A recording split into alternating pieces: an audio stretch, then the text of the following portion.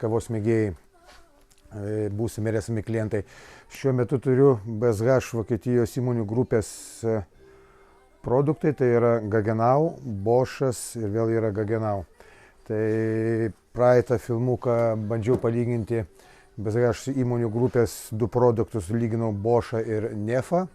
Šiuo metu yra gera proga kažkiek papasakot, kuo skiriasi Boschas nuo Gaggenau firmos. Čia jie montuojami kavos aparatai, tai tiesiog galim dabar pradėti, kaip atrodo Gaggenau fasadas.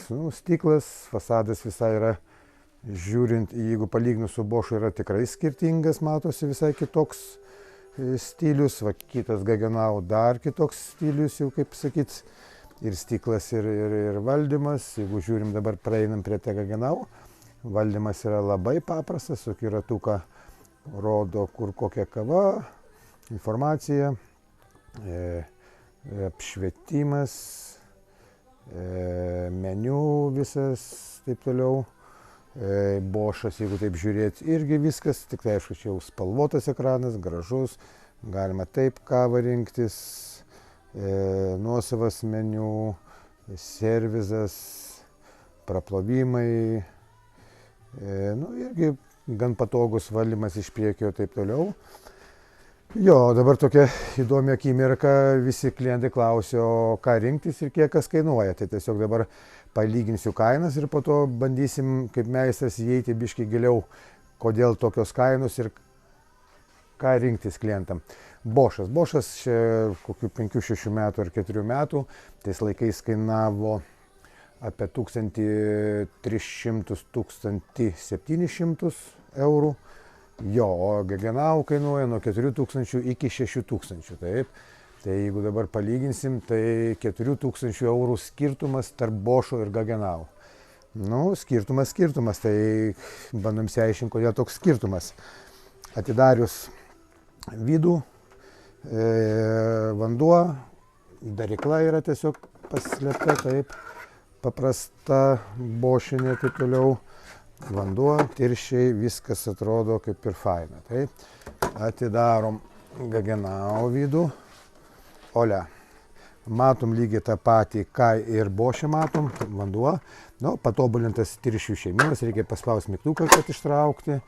O vadinama darykla irgi yra lygiai ta pati. Taip. Jo, darykla yra lygiai ta pati, viskas tas pats, kas yra Boschas. Gerai. Tai priekį apžiūrėjom, tai reiškia skirtumas yra paprastas. Tai nutarėm taip, kad fasadas ir valdymas yra skirtingas. Taip, tada bandom pasižiūrėti dar kartą į Boscho vidų. Taip, tai matom variklį pakelimą. Daryklos, girnų varikliukas su visom girnom, siurbliukas, tenas ir plokštė. Taip, tai turim dabar vadinamą Boschą. Ir tas brangusis mūsų komforto lygio Gaggenau. Jo, šiaip tai yra skirtumų jau čia, bet kas tas pats, yra viskas variklis tas pats, girnos tos pačios, skirstytuvas tas pats, pompa tas pats, plokščias jėgos tas pats, viskas tas. Bet jau atsiradę yra skirtumai ir patogumas jau. Tai reiškia, galima pajungti tiesiogiai vandenį, kuris teka iš pajungimo, niekada nebereikia pačiam piltis vandens, įpila bakelį, viskas toliau. Toliau įdomus dalykas, kur prie tirščių, kur kaupiasi vandeniukas, yra į kanalizaciją nuleistas vamzdukas. Tai galima, reiškia, jau to vandeniuko nebereiks išpilinėti. Dar matau vieną patobulinimą, tai yra plūdė, kuri jeigu atsirastų vandens ar atsirastų nuotėkis, iš karto tada sustotų aparatas ir nebeveiktų. Viskas, daugiau jokių skirtumų nematau, tai reiškia, principe viskas, kas yra pas Boschą, tas ir yra. Ir dar vienas pastebėjimas mano yra, tai reiškia, yra durų, galima vienu mygtuku atidaryti duris, taip. Tai va čia yra paspaudi ir jos atsidaro.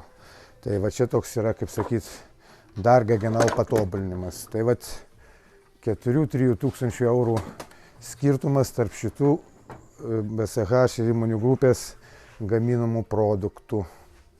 Tai tiesiog sėkmės palinkėsiu klientam, renkantis kavos aparatą.